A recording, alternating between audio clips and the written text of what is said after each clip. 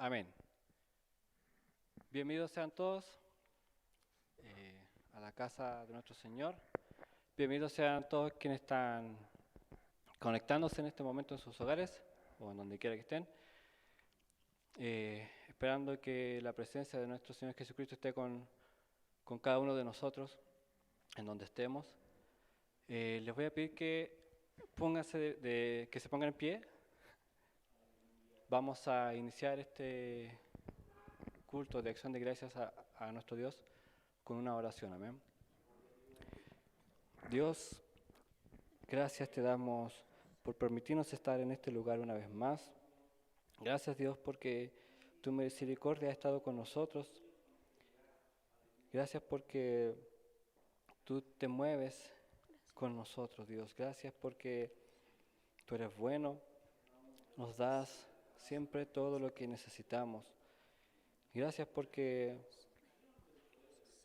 por tu voluntad estamos hoy en este lugar y estamos conectados, Dios, también con un sentir, con un deseo de poder adorarte y bendecirte, Dios, reconociendo que tú eres Dios, dador de vida, que tú eres el Dios que nos sostiene y nos da razones suficientes para adorarte y bendecirte, Dios. Por eso que pedimos que sea tu Espíritu Santo quien guíe esta reunión para adorarte y exaltarte como tú quieres que te adoremos, Señor, como adoradores en espíritu y en verdad, Dios, como dice tu palabra. Ponemos nuestra vida en tus manos, Señor, esperando que puedas recibir nuestra alabanza de corazón, que sea como ofrenda de olor grato a tu altar, Dios. Ponemos nuestros corazones, ponemos nuestras vidas, ponemos todo nuestro ser, nuestra mente en adorarte, en alabarte en el día de hoy. Dios, que tu Espíritu Santo sea con cada uno de quienes están en este lugar y de quienes están conectados, Señor, para que tu presencia se manifieste en cada uno de nosotros, Dios. Que tu Espíritu Santo nos guíe en el nombre de Jesús. Amén. Amén. Cantamos entonces, amén.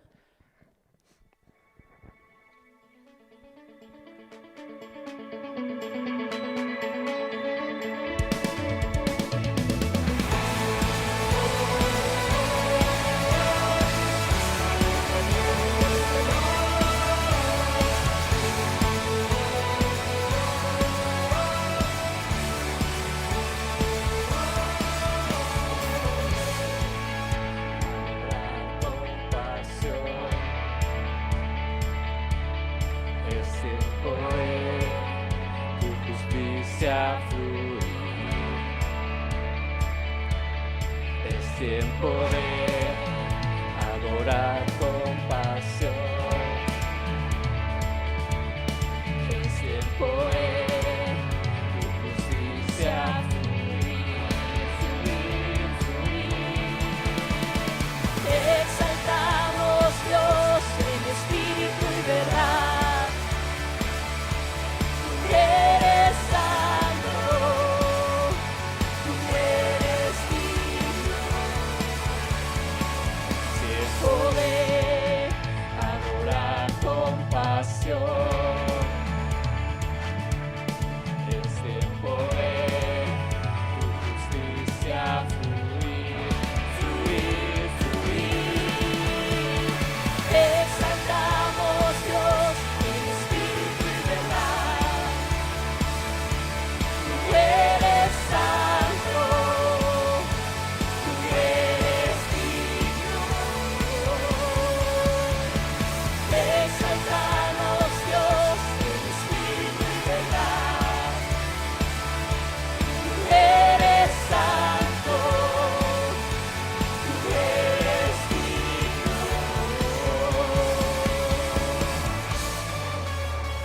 Amén. Él es digno y merecedor de toda nuestra alabanza. Amén.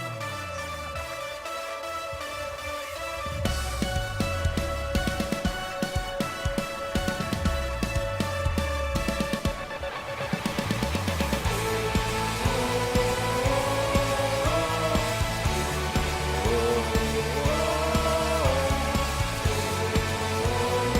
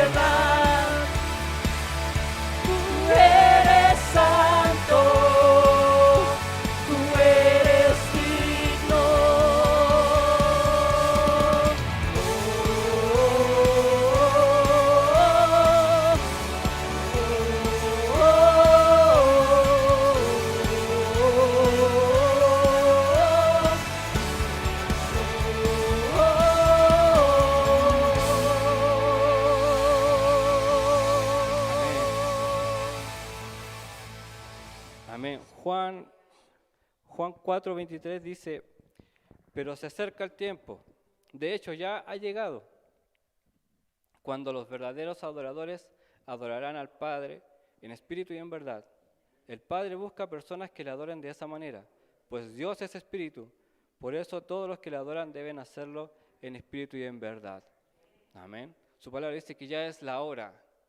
Hoy es el tiempo que debemos que adorarle en espíritu y en verdad. Así que le invito a cantar a este Dios grande y poderoso, al Dios que hizo los cielos y la tierra. Amén. Sigamos adorando a nuestro Dios.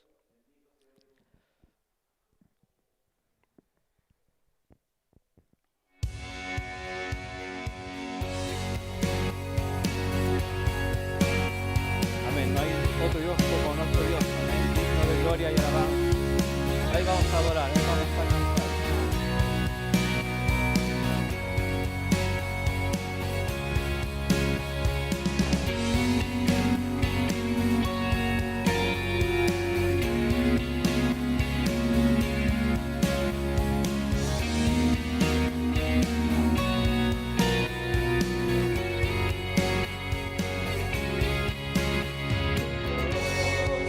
Que hizo los cielos y la tierra con el poder de su palabra y reina con autoridad. El Dios que aún los vientos le obedecen, una palabra es suficiente para los muertos levantar. Nadie es como Él, oh gran yo soy. Tú eres el Dios que adoramos, todopoderoso y soberano, grande misericordia y poder para salvar.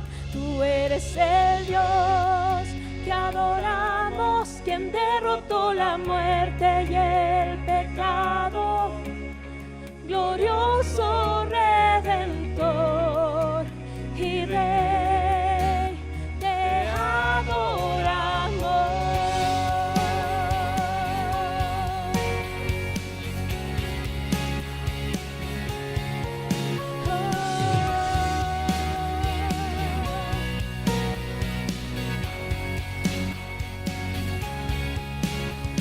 Dios que descendió desde su trono para llevar sobre sus hombros nuestra culpa y transgresión. Jesús, exaltado sobre todo, nombre sobre todo nombre, solo en Él hay salvación. Nadie es como Él, oh gran yo soy. Tú eres el Dios que adoramos, todopoderoso y soberano, grande misericordia y poder para salvar. Tú eres el Dios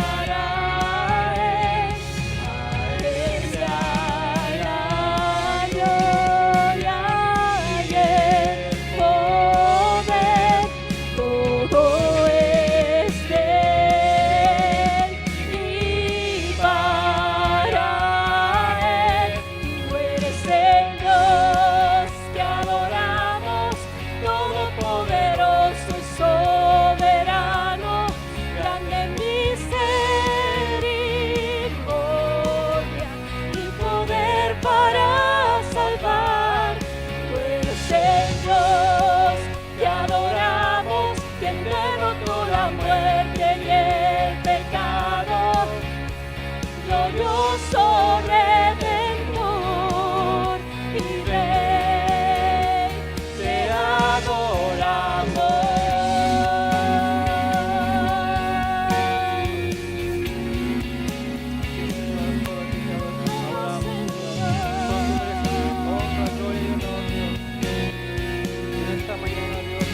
Te adoramos, te exaltamos, Señor, cantamos de tu misericordia, cantamos de tu amor, oh Dios, porque no hay otro Dios como tú, Señor. No hay otro amor más grande que tu amor, Dios. Solo tú eres digno de adorar, solo tú eres digno de exaltar, Dios.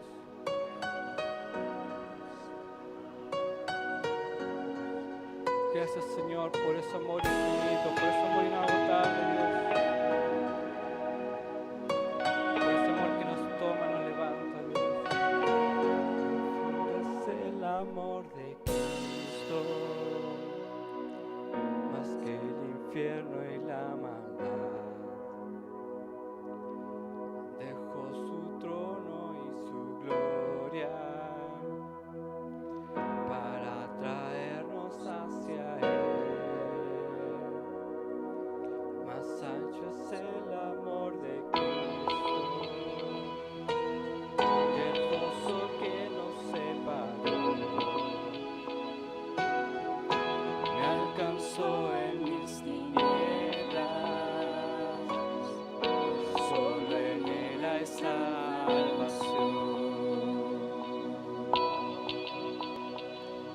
Más profundo que el mar, más allá del cielo está tu amor, me bastará. Más fuerte es el amor de Cristo que mi enemigo más feroz. Me sostiene en la tormenta, las aguas no me cubrirán. Me guiará el amor de Cristo en el más hondo valle aquí.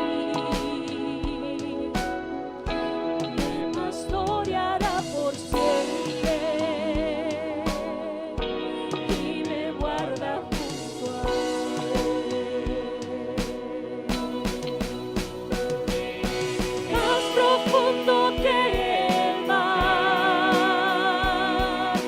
más allá del cielo está tu amor, me bastará.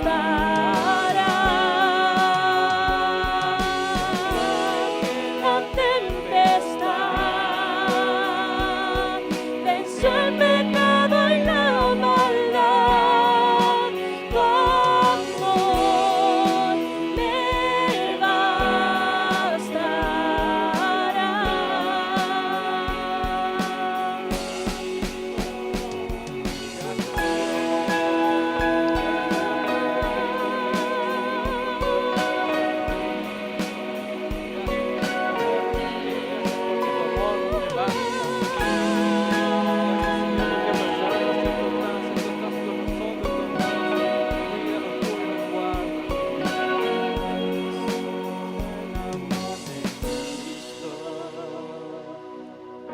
a su trono contemplar, yo le amaré por siempre, su alabanza cantaré, su alabanza cantaré, su alabanza cantaré.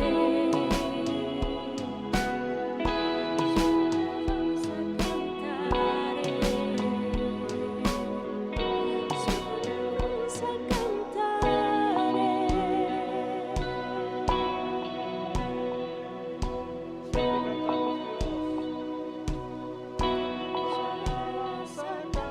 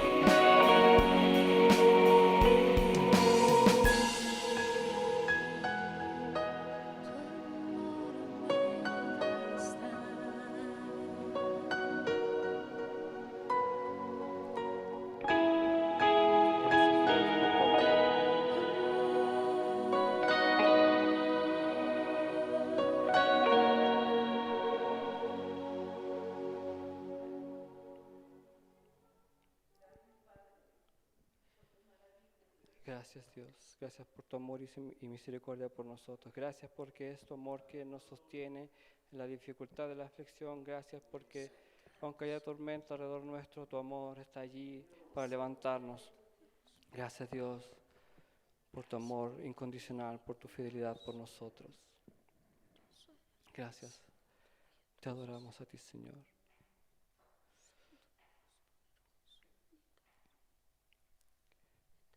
Te adoramos. Tú eres el Dios de lo imposible. Nada hay difícil para ti, Señor.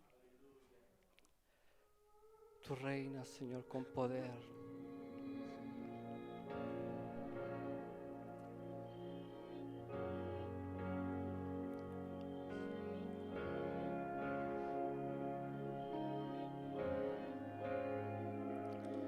Jesucristo, reinas con poder, soberano, victorioso Rey. Ni la muerte pudo detener tu poder para vencer.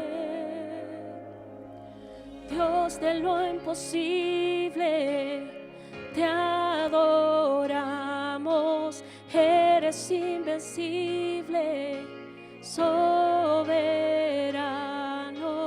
tuya es toda la gloria, tuyo es todo el honor. Jesucristo, Reinas con poder, soberano, victorioso Rey. Ni la muerte pudo detener tu poder para vencer. Dios de lo imposible, te adoramos, eres invencible, soberano, tuya es toda la gloria, tuyo es todo el honor, toda la gloria, tuyo es todo el honor.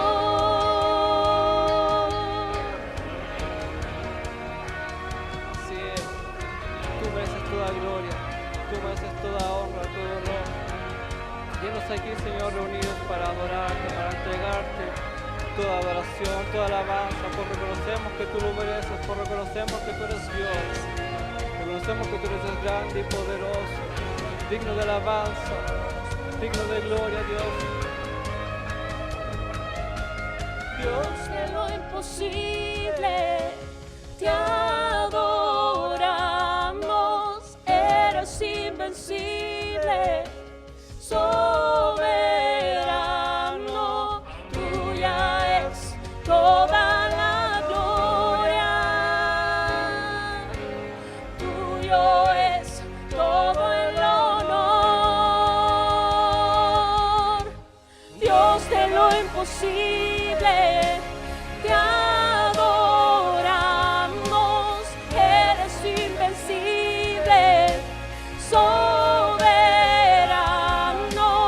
tuya es toda la gloria,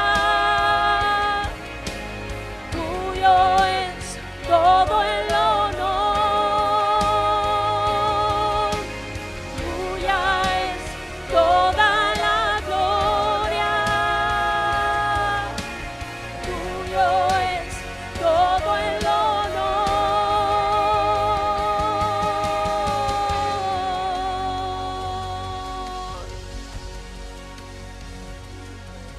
Bendito eres tú, Jesús. Bendito eres Dios. Gracias. Gracias por darnos estos momentos, por permitirnos estos momentos para adorarte, para bendecir tu nombre. Gracias, Dios, porque nos amas, nos cuidas. Gracias, Dios, porque tu Espíritu Santo ministra nuestras vidas. Gracias, Dios, porque no hay otro Dios como tú. No hay otro Dios como tú. Y en esta hora, Dios, apercibimos nuestros corazones para recibir lo que tú tienes que entregar a nosotros, Señor. Hemos venido a adorarte, hemos venido a exaltarte, reconociendo que no hay Dios como tú. Y también hemos venido a buscar tu rostro, hemos venido a oír tu palabra, Dios. Llenos aquí con corazones dispuestos, con oídos atentos a oír tu palabra, Dios. Disponemos ya nuestros corazones y nuestros oídos. En el nombre de Jesús. Amén.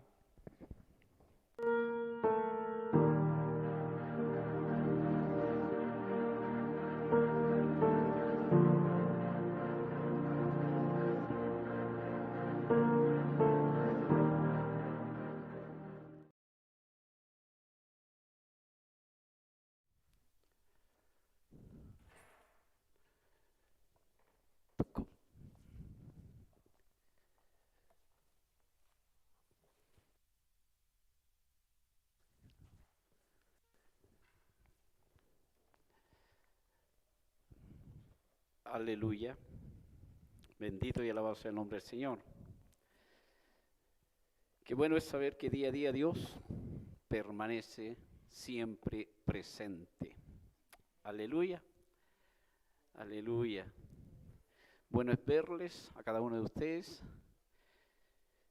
que ha tenido a bien obedecerle al Señor y estar en su casa, pero más que estar en su casa, estar en su presencia. Aleluya. Eso nos bendice saber que Dios está. Aleluya. Alguien dijo estas palabras y la verdad es que debe llevarnos a reflexionar a veces en una conversación.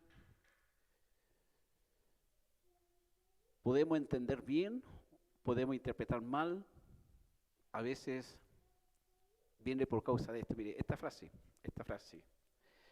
Nuestro peor problema de comunicación es que no escuchamos para entender, sino que escuchamos para responder. Lo digo otra vez. Nuestro peor problema de comunicación es que no escuchamos para entender, sino que escuchamos para responder. Entonces, eso nos habla de que muchas veces no discernimos el contenido de una palabra o de la intención de esa conversación. Nos adelantamos presurosamente y nos ponemos muchas veces como un escudo, como una barrera y aún quizás como una defensa para responder. ¿Me explico con eso? ¿Sí? Y quiero llevarles ahí a la carta de 1 Corintios.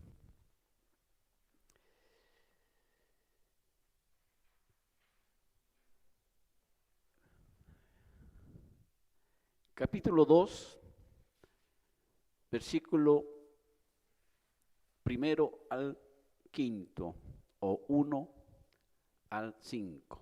1 Corintios, ahí lo va a colocar Judith en la pantalla. 1 Corintios, capítulo 2, versículo 1 al 5. Aleluya. Entendemos que esta carta es pastoral, es una carta pastoral. Para una iglesia que había perdido su dirección, había perdido su rumbo. Y que necesitaba ciertamente un manual teológico, y no solo un manual teológico, sino que también una práctica de la vida de ese contenido doctrinal o teológico. Sobre todo en la manera de relacionarse en la iglesia, del convivir sano de la iglesia y actuar como verdaderos creyentes o nacidos en el Señor. Esta carta paulina ya tiene varias palabras de gran connotación, empleando muchas veces preguntas retóricas, muy particular, muy de Pablo, ¿ya? Y sabemos que Pablo es el autor de esta carta, no solo el autor, sino que también el que hace o nacer esta iglesia en Corintio y permanece allí 1 año 6 meses. Y se conoce esta iglesia como una iglesia espiritual, pero no libre de conflictos, no libre de situaciones bastante lamentable, a la cual Pablo, ciertos, después de estar en un tiempo, se entera de esta realidad y expresa su sentir a través de esta carta. Pablo establece esta congregación en su segundo viaje misionero, ¿ya? En su segundo viaje misionero. Y él comenzó primeramente a predicar en la sinagoga, ¿ya? Era lo típico, lo habitual del apóstol Pablo, y cuando no había sinagoga, él predicaba en espacios abiertos o públicos. Cuando los judíos ya no quisieron escuchar, cierto, sabemos que Pablo se encamina hacia los gentiles. Y en este lugar, permaneciendo 1 año y medio predicando, formando una gran congregación,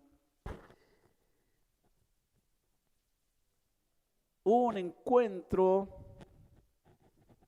de un matrimonio, ya Aquila y Priscila, les suena esos nombres, ¿no? ¿Les suena esos nombres? Aquila y Priscila. Ellos eran cristianos venidos de Roma y se dedicaban al mismo oficio de Pablo. En otras palabras, eso está solamente para mencionar en Hechos capítulo 18, versículos 1 al 4. Los cristianos en Corinto luchaban con su ambiente. La iglesia enfrentaba problemas de división, falta de sujeción a los líderes, disciplina, falta de obediencia. Habían problemas matrimoniales. La influencia del mundo estaba afectando dentro de la iglesia. Había problemas en cuanto a la vestimenta, había problemas en cuanto al cabello. Habían problemas litúrgicos en el culto de adoración. Habían desórdenes en la administración de la Santa Cena, falsas ideas sobre la salvación y la carente ayuda también a los necesitados. Cuando uno comienza a ver el trasfondo del por qué escribe Pablo, podemos llegar a pensar esto, que aún en los días de la iglesia apostólica no encontramos una iglesia perfecta. Ni siquiera esta iglesia que fue levantada por un tremendo servidor de Dios. ¿Qué nos queda a nosotros? Imagínense. Porque no creo que Pablo dentro de ese año y medio, 18 meses, no haya dado lo mejor de su vida a causa de ellos en la enseñanza, en la doctrina. Pero a pesar de todo aquella, podemos decir, sana doctrina, hay gente que hace aflorar otros intereses más egoístas, más mezquinos o quizás más altivos o más soberbios que la misma autoridad espiritual que levantó esa congregación. No sé si a usted le dice eso algo. Mencioné varios puntos respecto a las problemáticas de esta congregación. Y si en algún momento contextualizamos esta realidad de la iglesia de Corintio a este tiempo, yo creo que habría muchas cosas más en este tiempo de las que podía haber en aquella iglesia. Es una realidad, porque somos personas y como personas, nuestra naturaleza de por sí muchas veces tiende a ser conflictiva. Vela más por los intereses propios, y escuche lo que le voy a decir, los intereses del reino de Dios. Y esta era una parte de esta problemática aquí en esta congregación, ¿así? ¿Ya? Y voy a reiterar una vez más. Problemas de división. ¿Cuánto en este tiempo la iglesia se ha dividido? Una X cantidad. La falta de respeto a veces de las autoridades espirituales. A veces he escuchado de personas que tienen una falta de respeto tremenda hacia las autoridades espirituales, menospreciándola, menoscabándola, de tal forma que no hay ni siquiera un respeto al manto de unción pastoral. Y eso hay que tener cuidado, ¿ya? Había mencionado también la sujeción a los líderes. Y esto es un problema tremendo en este tiempo. Un problema tremendo en este tiempo, la falta de sujeción a los líderes. Cuando se habla este aspecto de la falta de sujeción a los líderes, es simplemente decir, hermano, puedes, y ahí vienen 1, 2, 3, 4, 5, y faltan excusas para decir no. Porque pudiendo muchos, la respuesta es no quiere. Y eso es falta de sujeción. ¿Me explico con eso?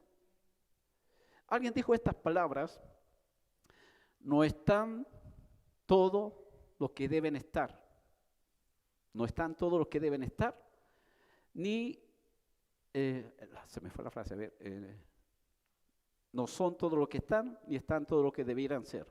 No sé si me explico con eso. Pero el asunto es ese. Hay gente que debiera estar, pero no están. Y los que están, muchas veces no debieran estar, pero están. O sea, siempre hay un esfuerzo más. No sé si con eso me explique mejor. Siempre hay un esfuerzo más. En otras palabras, se sacrifica algo en bien de. En este caso, cierto, el hecho mismo de estar en este lugar nos lleva a agradar al corazón de Dios. Nos lleva, cierto, a estar donde Dios dice que debemos estar.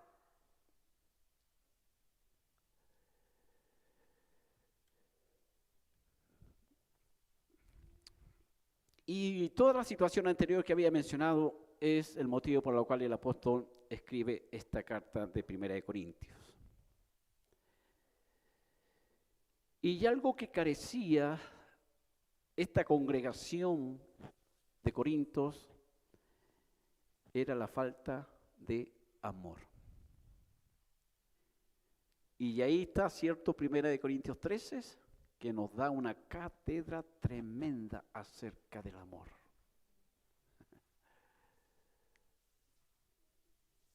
Una cátedra magistral acerca del amor. Porque había una especie de competitividad, de competencia de estos líderes o de estos que tenían ciertos dones, y cada cual quería sobresalir por sobre el otro, no entendiendo que todo aquello era para unidad y crecimiento del cuerpo que es la iglesia del Señor. Para edificar la iglesia del Señor a través de los diferentes ministerios, a través de los diferentes dones, a través de las diferentes gracias, no para competir, no para creerse más espiritual, sino todo lo contrario. Mientras más Dios le dé, más humilde debiera mostrarse ser en el servicio de los demás. Amén. Pero esa intención del corazón del hombre como que siempre tiende a manifestar esa altivez, esa arrogancia del yo sé más, yo recibo más, yo estoy más cerca de Dios, etc. Cuando debe hacer todo lo contrario. Señor, tú me has bendecido con esta gracia para ministrar a los santos. Y quiero hacerlo, Señor, con humildad. Y quiero hacerlo, Señor, con el amor con que debe ser hecho. Por eso Pablo habla ahí en 1 Corintios 13. Y les dice, bueno, ¿de qué les sirven a ustedes hablar lenguas angelicales? ¿De qué les sirven a ustedes tener todos los dones si carecen de lo esencial? El amor.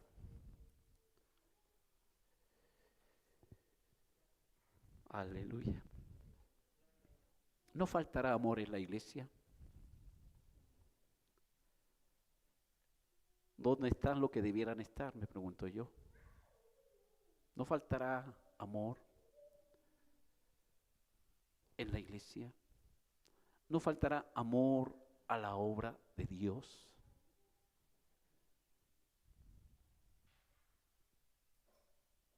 Pero decimos amar a Dios. Pero ¿cómo se demuestra?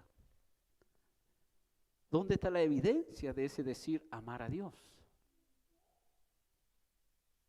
Cuando ni siquiera le tendemos las manos a aquel que necesita quizás un pedazo de pan. O aquel que necesita una palabra sabia de un consejo de un creyente a alguien, quizás un compañero de trabajo. Total es su problema. Eso es carencia de amor. Jesús siempre fue más allá de las necesidades de la gente. Cuando digo que Jesús fue más allá que las necesidades de la gente, fue a la misma gente, a la misma persona, fue al corazón de la gente. Y luego, cierto, a través de eso suplió su necesidad. Y hoy hay una carencia de Dios en el mundo tremenda. Pero cuando nos enteramos de que alguien comparte a veces su situación, su realidad, nuestro corazón se cierra y dice, total, no soy yo quien vive eso. Pero delante de Dios eres responsable. Y Dios va a demandar de ti por el hecho de que esa persona confió algo de su vida. Y si tú no supiste, no te diste el tiempo. A lo mejor en el momento no podías, pero puedes en otro momento. Quizás haber orado, Señor, dame palabra, Señor, ayúdame a aconsejar a esta persona para que pueda tu favor, tu gracia también alcanzarle. Pero muchas veces nos quedamos, total, no es mi problema, no es mi necesidad, así es que, Señor, yo sigo. No. O sea, hay una realidad. Y este era el problema aquí también de la iglesia de Corinto. Falta de amor, falta de interés por las demás hermanas o hermanos de la congregación. Y por eso Pablo escribe para corregir y tratar todo aquello. Escribe haciendo un retrato hablado de la vida de una iglesia controversial del primer siglo. Y su propósito, desde luego, fue lograr que la santificación posicional en Cristo fuera una realidad en los creyentes.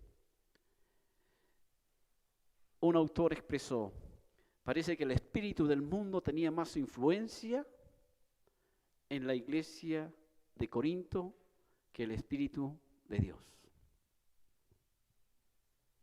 Reitero la frase otra vez de un autor.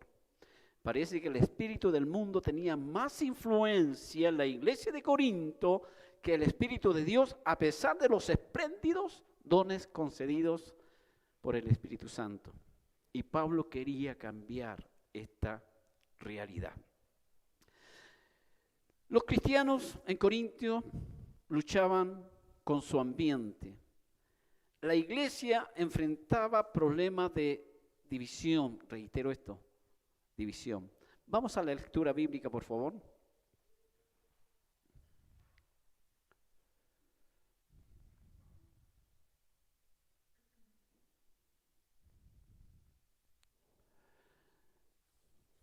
1 Corintios, capítulo 2, versículo 1 dice.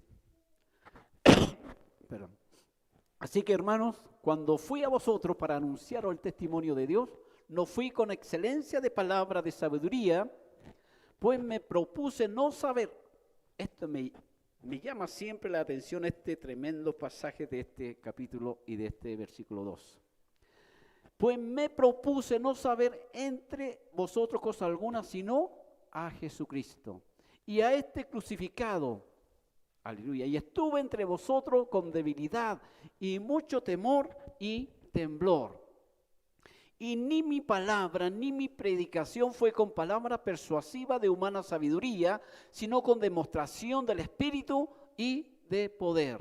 Versículo 5, para que vuestra fe no esté fundada en la sabiduría de los hombres, sino en el poder de Dios.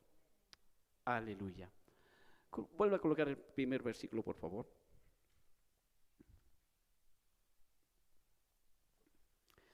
Entonces dijimos que la carta es un instructivo doctrinal, teológico, que es de gran ayuda para la dirección de la iglesia.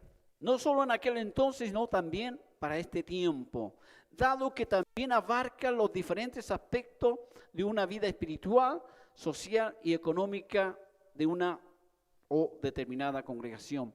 Es un manual para el discipulado en el que el amor debe ser o debe dirigirlo todo.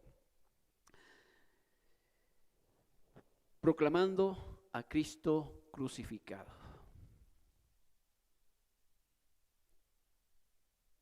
Así que, hermanos,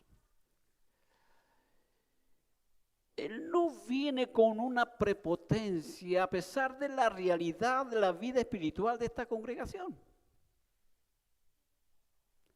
Él les dice, así que, hermanos. O sea, a pesar de toda la problemática, y vemos en algunos pasajes más adelante cuando Él dice, no puedo hablarle a ustedes como a espirituales, sino como a carnales, como a niños en Cristo. Así dice, ¿no? No puedo dirigirme a ustedes como a espirituales, sino como a carnales, como a niños en Cristo. Cuando Pablo dice esas palabras, carnales, niño en Cristo, es lo que suscita toda la problemática en la iglesia de Corintios. Porque si hubiera sido una iglesia sana, si hubiera sido una iglesia espiritual, de la forma que Él la dejó, pienso que Él la dejó establecida, pero en el lapso del tiempo en que Él se va y deja allí algunos líderes, deja allí algunos ancianos a cargo de la congregación, no obstante comenzaron a llegar gente, a convertirse gente, pero venían con esa mentalidad filosófica, venían con ese gnosticismo, venían con otra raíz o con otra formación. No digo que no haya habido algún convertimiento, pero muchas veces se arrastra esas convicciones mundanas o esas convicciones, ¿cómo pudiera decirle?, de aprendizaje en el mundo que atentan a veces lo que es la verdad de Dios o la espiritualidad de una iglesia o de un creyente. Así que, hermanos, cuando fui a vosotros para anunciaros el testimonio de Dios, es lo que hizo Pablo. Él da ese testimonio. Y sabemos que en Hechos 9, ¿cierto?, está la conversión de Saulo de Tarso. Cómo tiene esa tremenda realidad con el Señor Jesucristo. Y eso marca, ¿cierto?, su vida presente y su proyección en la obra del Señor. Ciertamente Pablo era un hombre lleno de la gracia de Dios, un hombre con una sabiduría e inteligencia muy sobrepasada a muchos en su entonces.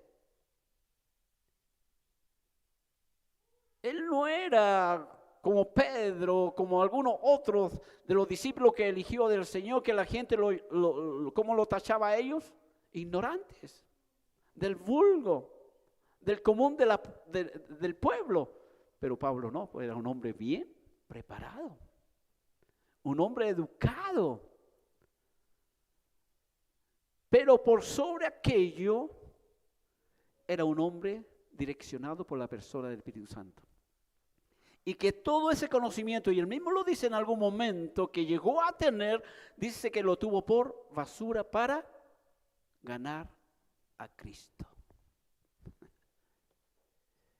Pero eso es una situación que muchos no llegan o no quieren llegar a entender.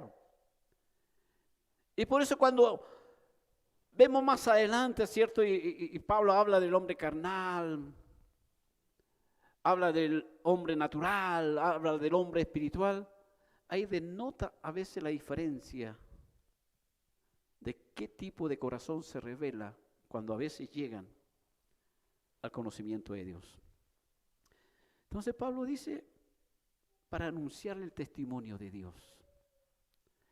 Y él dice, no fui con excelencia de palabras o sabiduría. Porque ¿qué es lo que buscaban siempre los griegos? Cuando él llega a Atenas, tenían altares a diferentes dioses, ¿sí o no? Pero había un altar, decía, por si es que le faltaba alguno, al Dios no conocido. Porque la gente reunía a ver, ¿quién viene a anunciarnos algo nuevo hoy? Y cuando llegó Pablo, este palabrero, ¿qué es? Nos dirá. Porque ellos estaban así en ese comezón de oír, en ese comezón de oír. ¿Qué cosa nueva podía alguien traerle?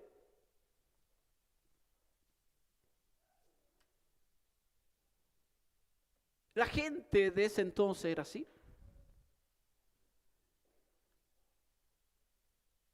Y ahí surgen los grandes, ¿cierto? A través de los años, los filósofos, ¿no? Los grandes pensadores, tratando de hallar la verdad por medio de la sabiduría humana.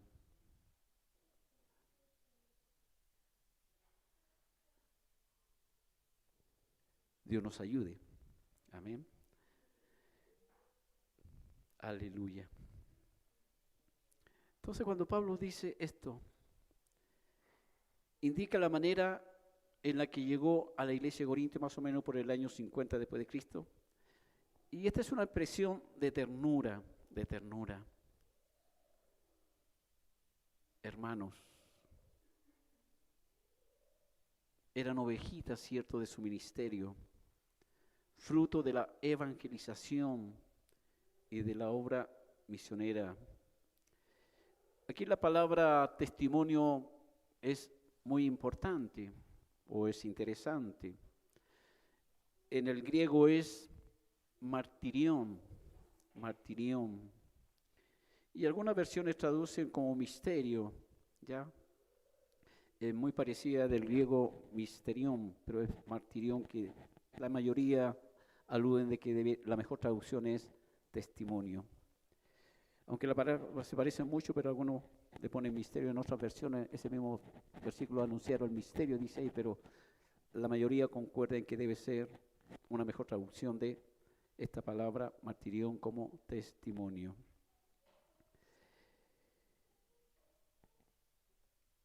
Pablo manifiesta, cierto, su humildad.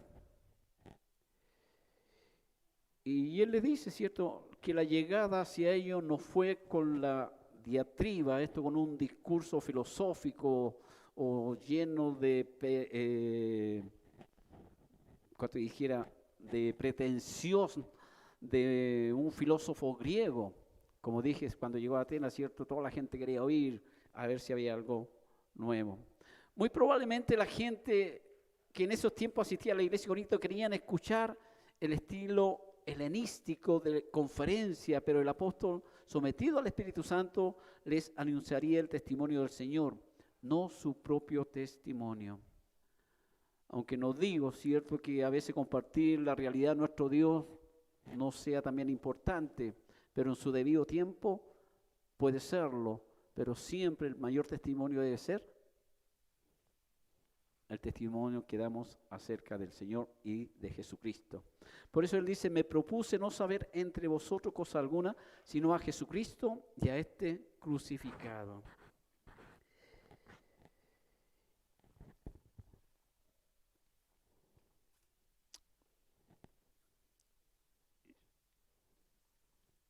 Hay muchos.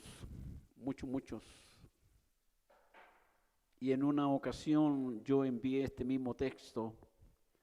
Me propuse no saber entre vosotros cosa alguna, sino a Jesucristo y a este crucificado.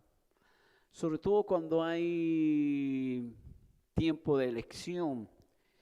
Y triste y lamentablemente hay algunos pastores que se ponen ciertas camisetas de ideología política o política y manifiestan, cierto, de alguna u otra manera, en algunos pasajes que yo tengo por aquí, y me llevó justamente a escribir este pasaje. Me propuse no saber entre vosotros cosa alguna, sino a Jesucristo y a este crucificado. No digo que no debemos estar informados, no digo que no debemos estar contextualizados con la realidad que el mundo vive, pero darle mayor importancia que la realidad de Dios en nuestra vida, ese es el problema. Ese es el problema. Porque se ponen a hablar de este, que dijo allá, que dijo acá, que viene aquí, que viene allá, etcétera, etcétera. Entonces, como pastores, no somos llamados a eso. Si no, Pablo lo entiende perfectamente. Y eso a lo mejor lo esperaban los helenísticos, los griegos, ahí en Corinto. Que Pablo anunciara aquellas cosas. Pero él dice estas palabras. Y esto es lo que doy yo testimonio acerca de Jesucristo. Este es quien doy yo testimonio acerca de Dios. Y él lo enfatiza mire, más que las situaciones personales de ustedes, más que las realidades de la iglesia, quiero ver la realidad de Cristo en ustedes. Y esto va para la iglesia. ¿Cuál es la realidad de Cristo en la iglesia? Ya el pastor Santos nos hablaba algo respecto a eso. ¿Se acuerda la pregunta de él? Comenzaba en una predicación. ¿Se recuerda la pregunta? ¿Qué es Jesucristo para ustedes?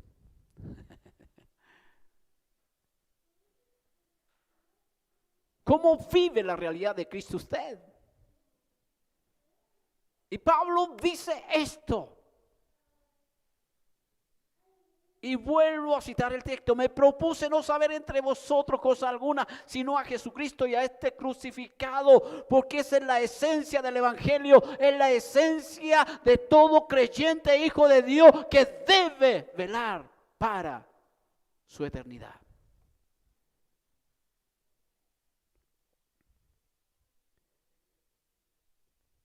No menospreciando la gracia que el Señor da.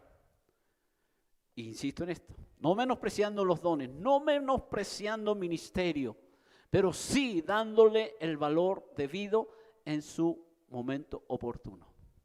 No sé si me explico con eso. Aleluya. El apóstol entonces dice que se propuso, hay una intencionalidad.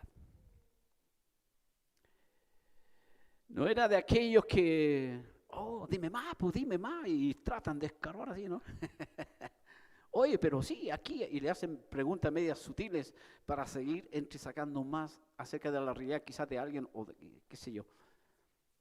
Pero Pablo manifiesta esto, se propuso, es decir, con una actitud diferente a la que esperaban los corintios, no utilizando las herramientas cultas de los griegos, sino a la manera más pura del evangelio, mostrando a un Cristo crucificado, algo que totalmente rechazaban los griegos, tachando las enseñanzas de locura.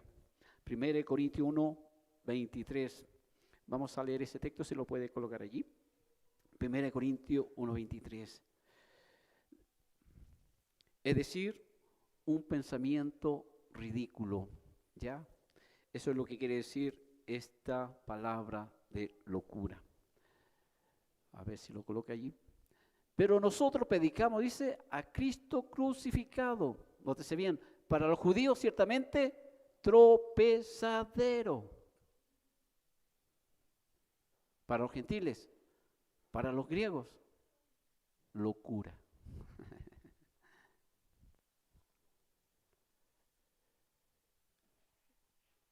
En el sentido real, locura, es decir, un pensamiento ridículo.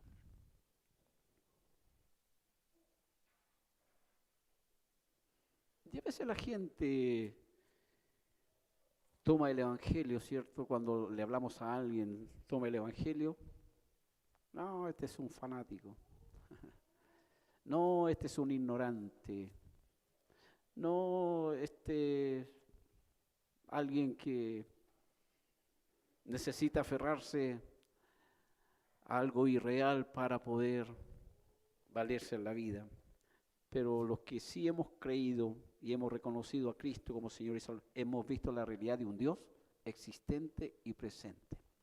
Un Dios que nos cambió y nos transformó y nos dio nueva vida. Aleluya. Pero esa nueva vida tiene que ir desarrollándose cada vez más hasta llegar a la estatura del Hijo de Dios. Es la obra que el Espíritu Santo está haciendo en el corazón de cada creyente. Y pienso y creo cuánto problema, cuánta dificultad tuvo el Espíritu Santo en esta iglesia. ¿A causa de qué? De la gracia que Dios mismo había impartido en ellos. No pusieron en el lugar correcto esa gracia. Quizás debiera decir mejor, no pusieron al servicio de la iglesia esa gracia en tiempo adecuado. No sé si me expliqué con eso, espero que sí.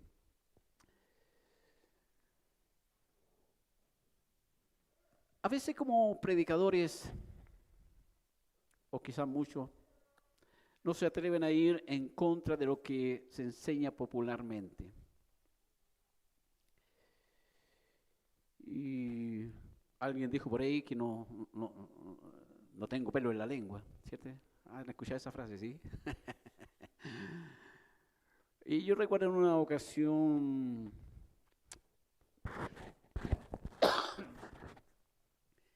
me tocó presentar una temática a los pastores de la segunda sección y estaba muy en boga los pactos, ¿cierto? Estaba muy en boga la prosperidad y muchas otras nuevas creencias que estaban surgiendo, naciendo por allí. Y entonces yo puse un título en ese tema, compartiendo a los pastores de la segunda sección, Santamente equivocado.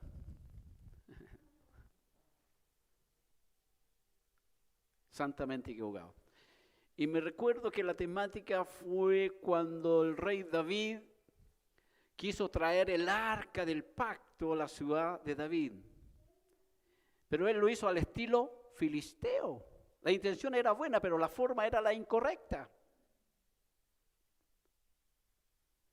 ¿Por qué? Porque cuando venían los bueyes, ¿cierto?, llevando el carro y ahí el arca, usa en esos caminos pedregosos, extiende su mano sobre el arca y ¿qué pasó? Se murió. Y eso le pesó a David y dejó el arca en la casa de Obed-edom. Pero ¿qué es lo que hace David durante un tiempo? Comienza a informarse de la forma correcta en que debería ser traído el arca. Pero durante 3 meses el arca estuvo en la casa de este hombre. ¿Y qué pasó con la casa de este hombre? Comenzó a ser bendecida, prosperada. Y eso llegó a oído de David y dijo, ahora sí lo vamos a hacer de la forma correcta. ¿Entiende? Entonces puede que haya mucho santamente equivocado. Y eso es falta de instrucción de la palabra. Y me viene a decirle, amada iglesia, que muchos tienen el conocimiento, pero no han tenido la revelación de ese conocimiento. No sé si me explico con eso. Porque cuando alguien tiene la revelación de ese conocimiento, hay una transformación, hay una acción de vida conforme a esa verdad. Aleluya. Aleluya. Y era en cierta medida cierto lo que tenía la iglesia de Corinto, tenía esa problemática. Algunos se habían envanecido en esa gracia. Tengo este don. Mi don es mejor que el tuyo. Oiga, se había competencia. Por eso Pablo dice, el mayor de todo decía la profecía o el profetizar, ¿no? Pero algunos se jactaban ahí. Tengo el don.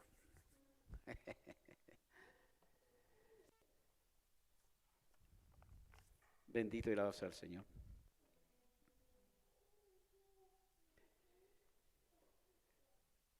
Pablo enseñaba entonces la sana doctrina a pesar de que estaba seguro de que muchos de sus oyentes se fueran de la iglesia. Hoy muchos predicadores solamente predican lo que la iglesia se siente contenta en escuchar.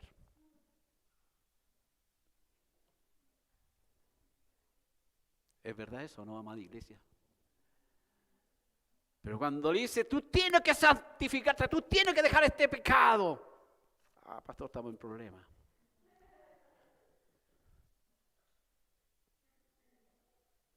Y es verdad. Muchos dejan de asistir, muchos dejan de venir. Porque se sienten complacientes de lo que viven. Mientras estén en la iglesia y nadie le diga nada, ellos van a seguir viniendo. Pero cuando se le confronta con su realidad, con su pecado, pastor, gracias, chao.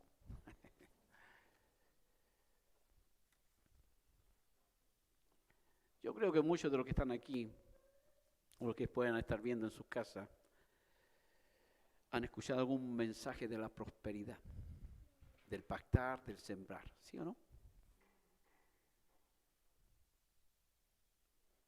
Y yo digo a la iglesia, frénese cuando alguien predica de esa forma.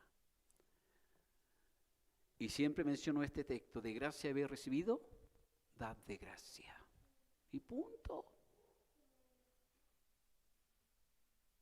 No vemos en el Nuevo Testamento de la iglesia apostólica de que Pablo se hubiera hecho millonario, rico, por todas las gracias que Dios le había dado. Por el contrario, por predicar el evangelio fue perseguido, fue puesto en cárcel, lo mismo que los otros apóstoles. Pero hoy día, en este tiempo, y aún siguen. Bueno, antes se veía mucho más, no sé si con el asunto de la pandemia esto habrá llegado a cambiar en algunos. Pero Dios, ayúdenos a estar en lo correcto.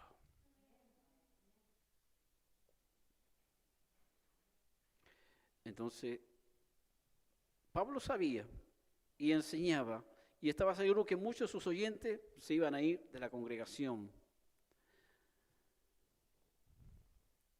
El valor y la humildad del apóstol se manifiestan justamente en esta carta. Él dice, y estuve entre vosotros con debilidad y mucho temor y temblor. Tres cosas, debilidad, temor y temblor.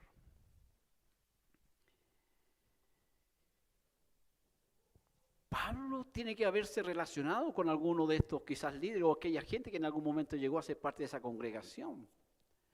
Y sabían que era gente complicada. Oye, cuando usted se enfrenta a una gente complicada, ¿qué es lo que hace? Aquí, ¿cierto? Las directoras de los colegios, hay hartos profesores, ¿cierto? En esta congregación, cuando se tengan que enfrentar y ella muestra ser alguien más duro, de carácter más firme, no atiende razones. Oh, me está llamando la directora, ¿qué me va a hacer? ¿Qué problema? O sea, se anteponen a. Y cuando llegan ahí, te quiero felicitar.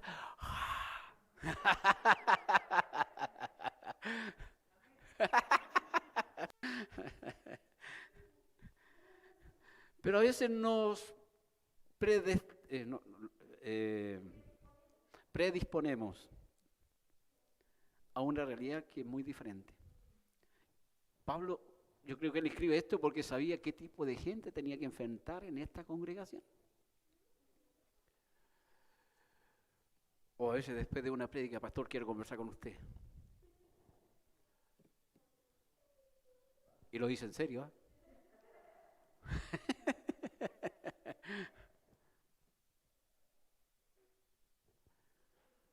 ¿Cuándo puede atenderme?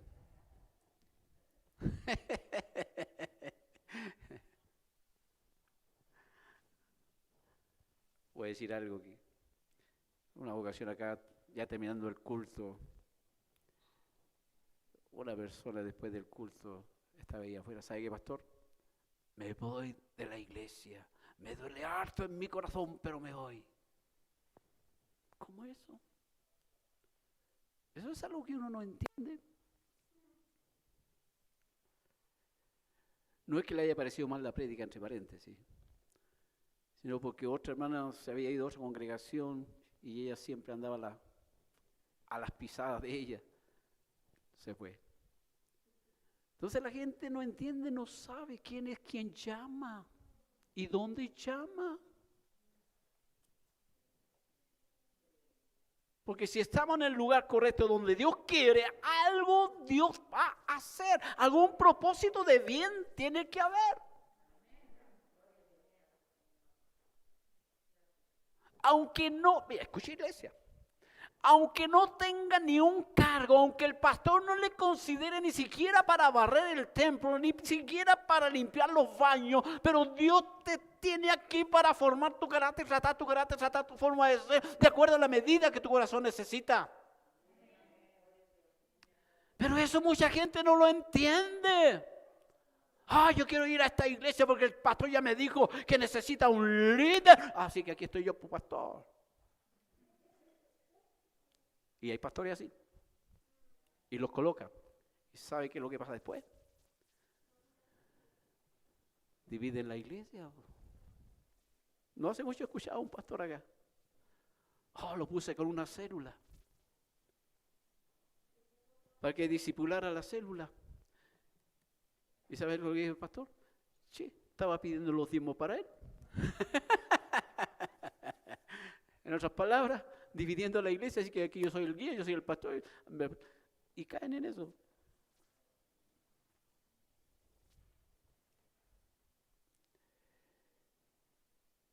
Estuve entre vosotros, dice, con debilidad, mucho temor y temblor. Y ni mi palabra, ni mi predicación fue con palabras persuasivas de humana sabiduría, sino con demostración del Espíritu y poder. Aleluya. En otras palabras, el testimonio de Dios que dio Pablo en esta iglesia se evidenció en que la iglesia recibió esta gracia también. No sé si me expliqué con eso. Yo creo que esa iglesia, cuando estuvo Pablo, los dones funcionaban como un reloj. Pero se fue Pablito.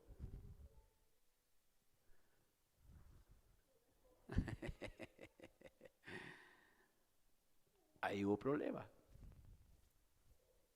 Ahí hubo problema. Una frase, un refrán dice, cara vemos,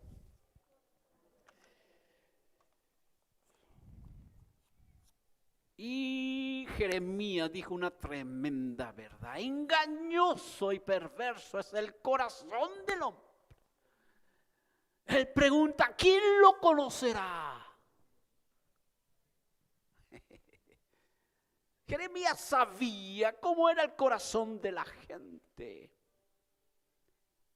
Pero la respuesta viene después de ese texto. Dice, mas yo el Señor que escudriño y pruebo el corazón. Aleluya.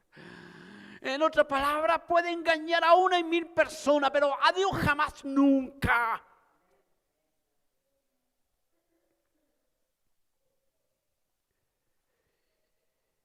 Qué bueno que delante de Dios estamos desnudos. Nada podemos esconder delante de sus ojos.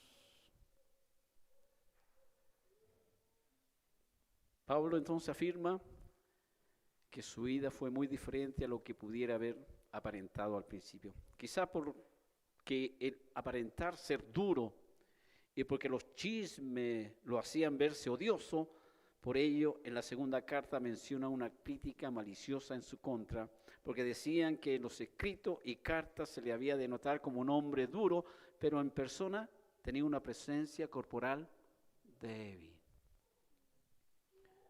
Como que Pablo en un papel de lápiz tinta descargaba su corazón, pero delante de ellos, sí, mi hermanito, sí, mi hermanita.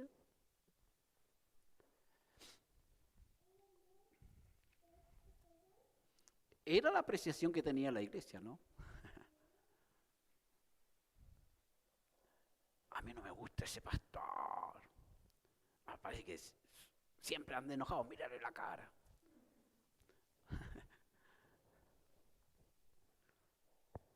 A mí a veces, bueno, a mí se me nota el enojo. Y a veces sin estar enojado me dicen, ¿estás enojado? No estoy enojado. Pero así me dicen, ¿no? ¿Sabe? Cuando yo era niño,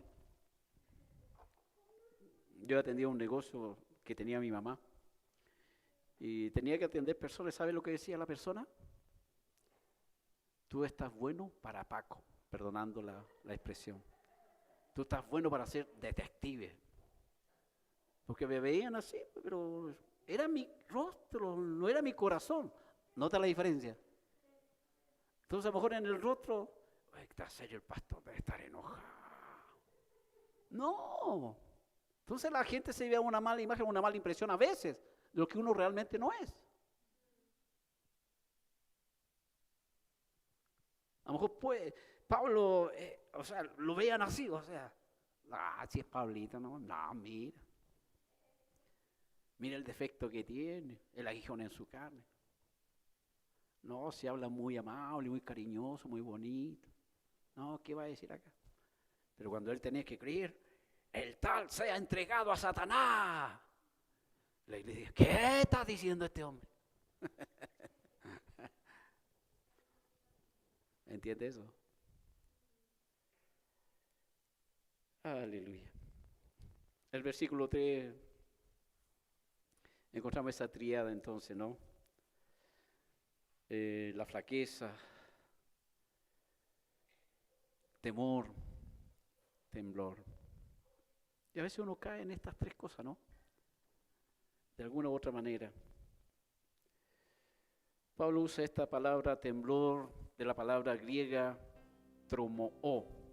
Es la misma que está en Filipenses 2:12, donde nos indica el mismo que así debemos cuidar nuestra salvación con temor y temblor.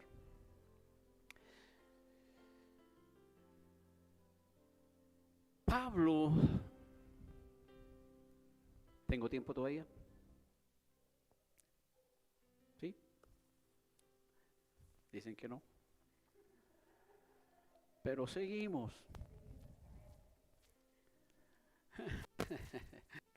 Pablo indica que no usó de la humana sabiduría, Sofía, cierta Sofía, sabiduría, enfatizando bien el vocablo Sofía tan amado por los griegos. La yuxtaposición es bella, no fue con el intelecto de un sofista, sino simplemente como un vaso lleno del Espíritu y de poder. Pablo usa la palabra demostración del griego apodexei por única vez en sus escritos y en toda la Biblia. El vocablo indica que demostración no es otra cosa que la acción de poner una prueba fehaciente ante los ojos de los testigos. Demostración se da en 2 sentidos. en el sentido del Espíritu Santo y de poder. O sea, Pablo tenía un respaldo a su testimonio. Pablo tenía un respaldo a lo que predicaba. Y eso es algo que nos falta quizás a muchos. Ayúdenos al Señor en esto también. Amén. Entonces, cuando Pablo habla de esta demostración del Espíritu Santo, seguramente se refería a los dones carismáticos que se podían ver manifestados en su ministración. Y en cuanto a poder, en la manera tan gloriosa que el ministerio de Pablo era respaldado por milagros y manifestación exclusiva del Señor. Ahí en Hechos capítulo 19 dice, y Dios hacía milagros extraordinarios por manos de Pablo. Ay, es tremendo haber sido este Pablo, ¿no? No sabemos en detalle aquellos milagros extraordinarios, pero tiene que haber dejado a muchos con la boca abierta. ¡Wow! ¡Qué poder del Espíritu Santo! ¡Qué poder de Dios! Este es el verdadero evangelio. ¿Cuánta falta nos hace a nosotros en este tiempo? Y eso es algo que yo discuto para mí mismo con aquellos que oigo y expresan situación y palabras fuertes contra las autoridades. Oh, van a aprobar la LGTBI, aquí, allá, que la ley tanto, la ley tanto. ¿Sabes? Ese no debiera ser un problema. Pero ¿cómo, pastor, que no va a ser un problema? Porque si la iglesia estuviera llena de la unción y el poder del Espíritu Santo, usted frente a una de estas personas, ¿qué cree que va a provocar?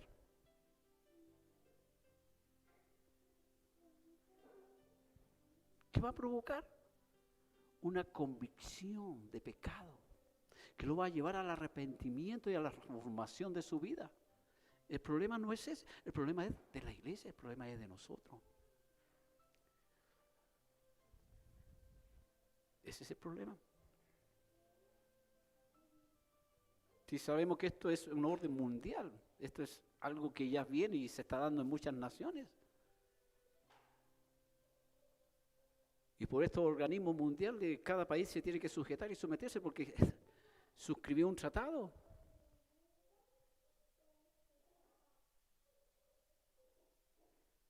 La educación de nuestros pequeños, hay que dejarlo ser. ¿No? Y por eso nosotros necesitamos de la persona del Espíritu Santo y de su poder para que fluya en nosotros, para que la gente se convierta. Y reitero ese texto, ya lo he dicho muchas veces. Oh, han llegado estos que trastornan el mundo entero. ¿Quién eran ellos? Los cristianos perseguidos, que llegaban a cierta ciudad y la ciudad era conmovida, sacudida en sus creencias. Ahí en Éfeso, la Diana de Éfeso, ¡guau! Aquí. Pero ahí llegó Pablo, que pasó. Casi le costó la vida, ¿no? Pero muchos creyeron. Hay una iglesia establecida en Éfeso.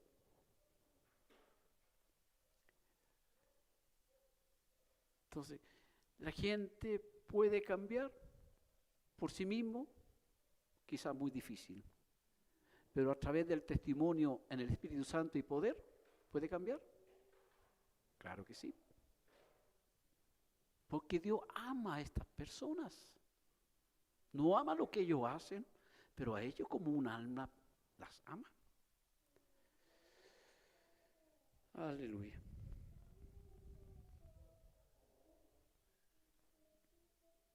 Me voy a adelantar un poquito para terminar.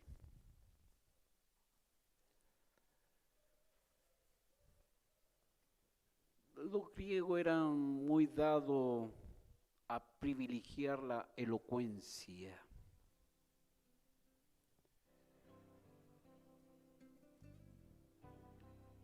Pero en este caso el apóstol manifiesta que su presencia y manera de proceder en la administración quizás le pudo parecer típica de bárbaros a los griegos, pero a los que recibieron la bendición le fue algo totalmente irrefutable, pues venía con poder del cielo, y eso hacía crecer a la iglesia.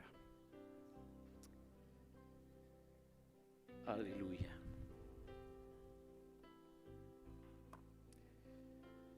Quien convence a la gente es la persona del Espíritu Santo a través de una vida que se presta como un instrumento de su mensaje. Aleluya. Yo a veces me admiro. Aquí afuera siempre se ponen los curaditos, ¿verdad? Oye, ¿saben Biblia? Y a uno le dije, oye, tú sabes más Biblia que yo, te voy a poner a predicar. En una forma irónica. Son gente que sabe. Pero están donde están porque quieren estar. Saben palabra, saben Biblia. Pero no conocen el autor de esa verdad. Ese es el problema. Porque cuando nosotros conocemos, ¿cierto?, al autor de la salvación, este libro llamado Biblia se nos revela. Hay entendimiento, y al haber entendimiento hay conversión, hay transformación, aleluya, hay sujeción a esa verdad de Dios. ¿Escuchó, iglesia? Hay sujeción a la verdad de Dios.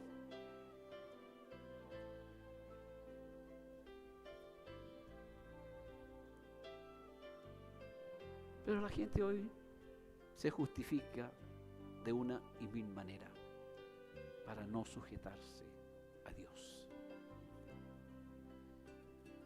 Y una de las frases típicas es: no tengo tiempo.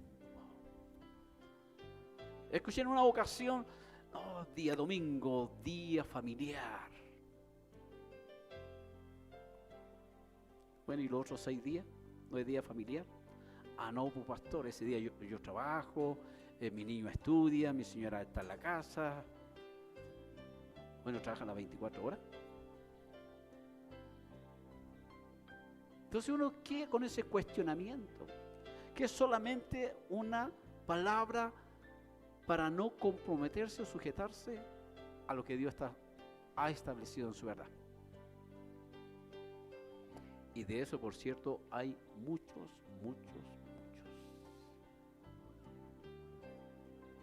Yo no sé por qué la gente dice no tengo tiempo. Me falta el tiempo. Pero a mí la palabra de Dios me dice que todo tiene su tiempo. El problema de esta gente no es el tiempo. El problema de ellos es la falta de mayordomía del tiempo. Son esclavos del tiempo, que es totalmente diferente. Se hacen esclavos del tiempo, y por cuanto se hacen esclavos del tiempo, no tienen tiempo.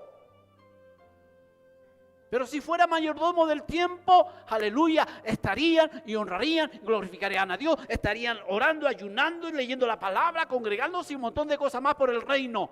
Pero no, para el reino no tienen tiempo. Perdónenme si uso un poco de sarcasmo, pero no es tiempo de jugar a ser cristiano. Es tiempo de comprometerse con Dios y su obra. Pónganse de pie, por favor, iglesia.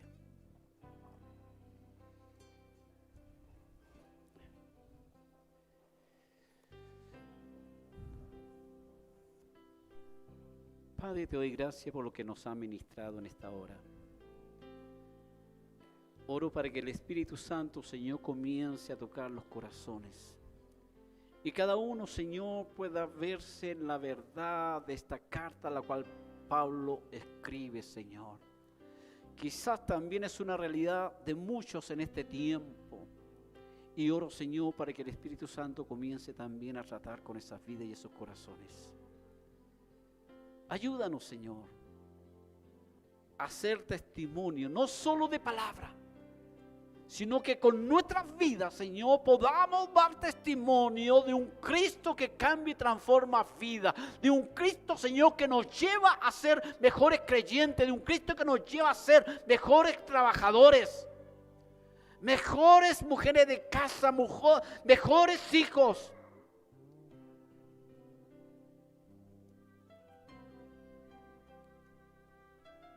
En el nombre de Jesús.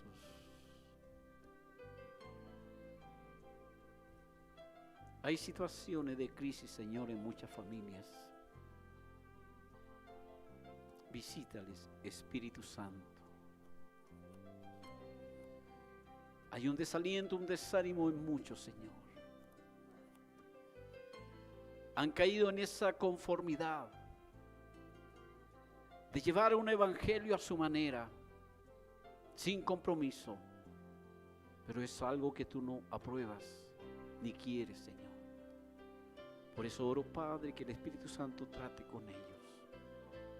Y que sus corazones no estén embotados, no estén endurecidos, no estén cerrados, Señor, ni reaccionen con soberbia, con rebelión frente a la verdad que tú nos has ministrado, sino que puedan tener una actitud de aceptar su condición y venir a ti, Señor, y humillarse delante del trono de tu gracia, donde tú puedas restaurarle y ponerle en el camino de la fe, ponerle en el camino de la vida del Evangelio de Cristo.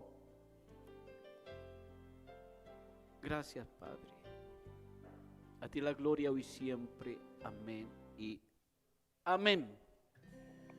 Amén. Amén. Amén.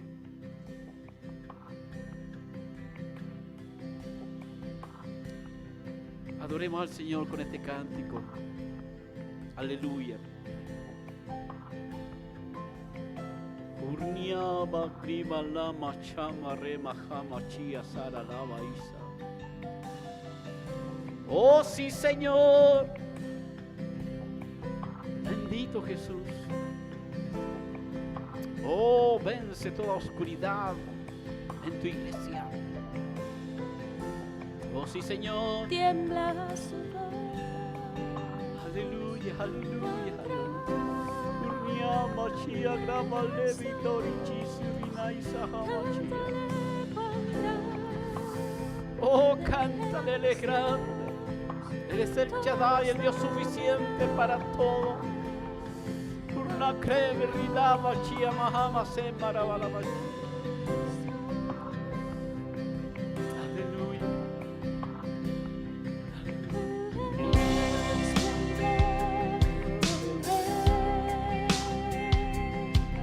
Vestido en majestad, La tierra alegre está, la tierra alegre está. Cubierto está de luz, venció la oscuridad y tiembla su voz, y tiembla su voz. Cuán grande es Dios, cántale cuán grande es Dios, todos lo verán. Cuán grande es Dios,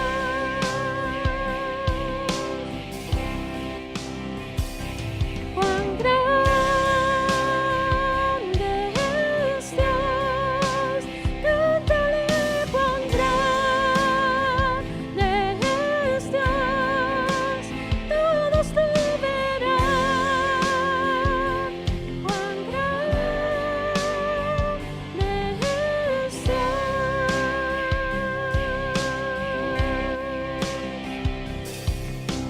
Día a día Él está, el tiempo está en Él, principio y el fin, principio y el fin. La Trinidad en Dios, el Padre, Hijo, Espíritu, Cordero y el León, Cordero y el León. Cuán grande es Dios, cántale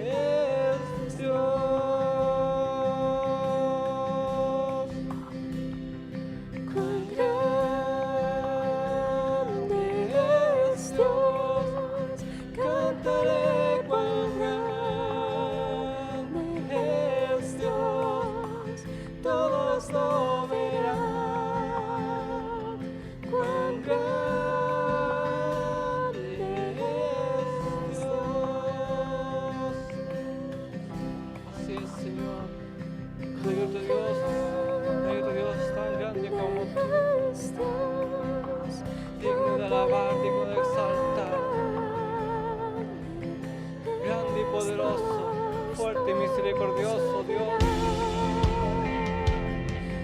Así eres tú, Señor. Tu nombre sobre todo es. Tu nombre sobre todo nombre.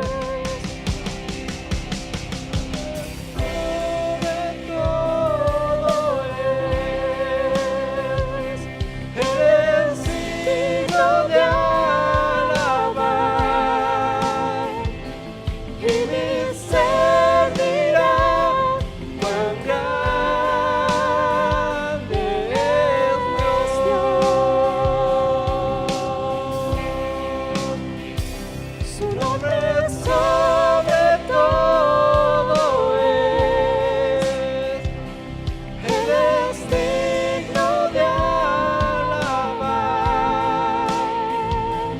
y mi ser dirá cuán grande es Dios.